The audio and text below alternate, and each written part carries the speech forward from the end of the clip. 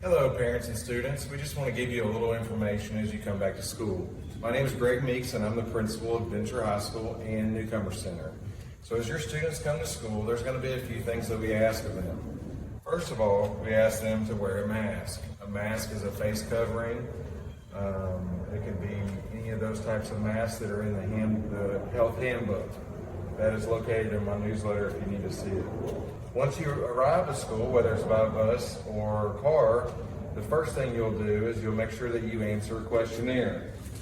In the beginning, we'll use a QR code reader. So if your student has a smartphone, they will be able to scan this QR code and they will fill out the questionnaire. Have they had symptoms or have they come in contact with anyone? If the answer is yes, we encourage you not to send them to school that day because they will have to go straight back home. Once they answer that questionnaire, the next step is a staff member will help check their temperature. So as they do that, it'll be non-contactless and we will check everyone's temperature to make sure we're good to go. If your student does not have a QR code reader, then we'll have staff members set up that can help them fill that out once they arrive to school. Once they've done the QR code survey and they've had their temperature checked, then they will follow the other protocols as they enter.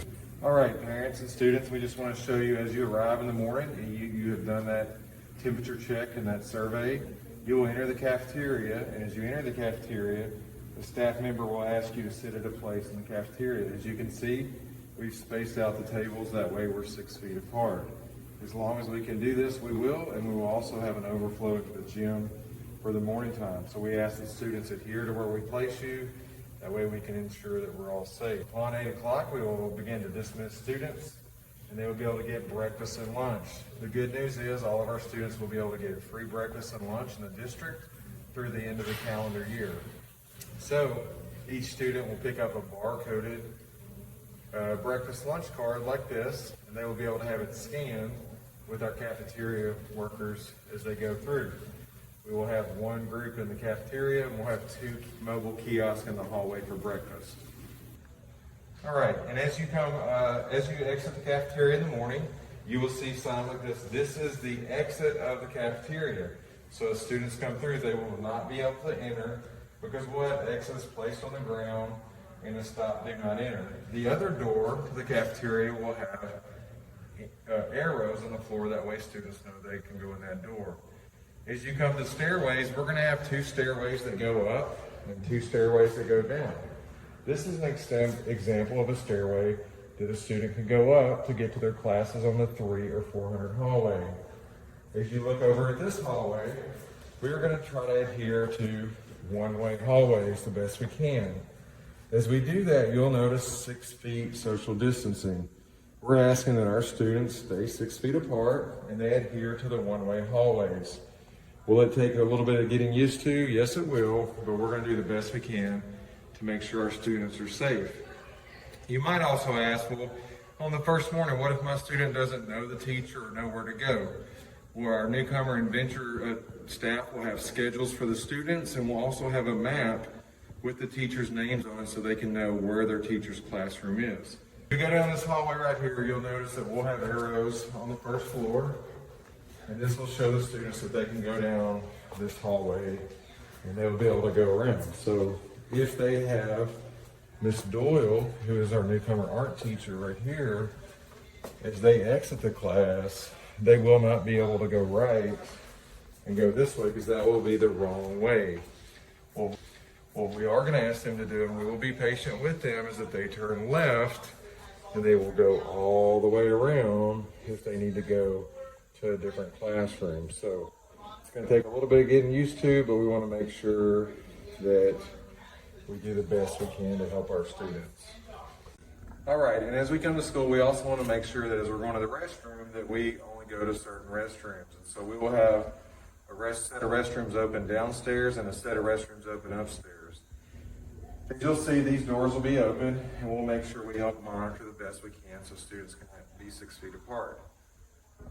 As we go during the passing periods, we're going to try to close the bathrooms, and once the students get into class, we'll allow students to go to the restroom with a pass from their teacher. The middle bathroom downstairs will be open, and the middle bathrooms on the upstairs will be open above us as well. That way, We have plenty of places for students to go to the restroom, but we can also monitor their well-being. Also, the water fountains. The water fountains will be turned off. We highly encourage you to send water with your students. So if you want them to have water or beverages, you're welcome for them to send those with them, because we will not be able to use our water fountains during this time. Right, and so now just an example of one classroom. All of our classrooms are set up differently. We want to give you a small example. And as we see this classroom, we're going to do the best we can to social distance. And so we have our desks or tables that are 6 feet apart. And so we're going to ask students that they adhere to the teacher's directions and their assigned seat. Every student will have a seating chart and assigned seat. So we're asking that they do that. And after each class is done, the teachers will make sure that they use the sanitizer and that they sanitize each classroom desk.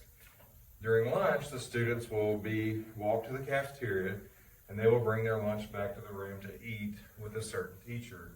Once they're done, they'll throw their trash away and we'll make sure that we can sanitize that classroom once they leave. So also, as students are trying to get their lunch, we want to make sure that we understand that students can either bring their lunch with them from home or they can receive food from the cafeteria and eat in the classroom. Students will not be allowed to have deliveries, parents drop off food, or anything like that, or leave campus during lunch. So please make sure that your student either brings lunch with them or they would be able to get one of those free lunches from the cafeteria on a daily basis. All right, and as we get ready for dismissal, we just want everyone to understand that we will begin to do a staggered dismissal. A lot of our students do ride the bus, and so we will dismiss per hallway. And so as we dismiss, per se, the 100 hallway, we might have them exit the Fine Arts wing. As we have the 200 hallway, we might have them exit this door here. And so we just want students to know we will dismiss students as quickly as possible in an orderly fashion. And once they go outside, if their car is here or car rider, they need to get in right away. If their bus is here, they will get in that bus and they will go ahead and begin to go home. If their bus or ride is not here, we are going to ask them to sit in the gym in a designated spot 6 feet apart until their ride gets here.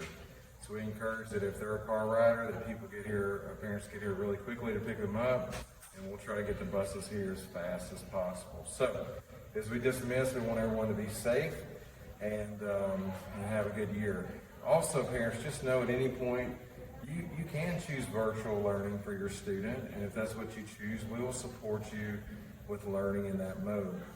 If you would like to go from virtual to in-person, just know that give us about a week and we'll make sure that our safety protocols are in place and that we have a schedule that fits your student, and then we'll make sure that we allow your student to come to school to learn in person. So, I know this is a very different time period, but we want to make sure that you know that we care about your student and we want them to get the best education this year. So have a great day. Please let us know if you have any questions so we can make sure things are clear and make sure there's a good understanding for the first day on September 28th.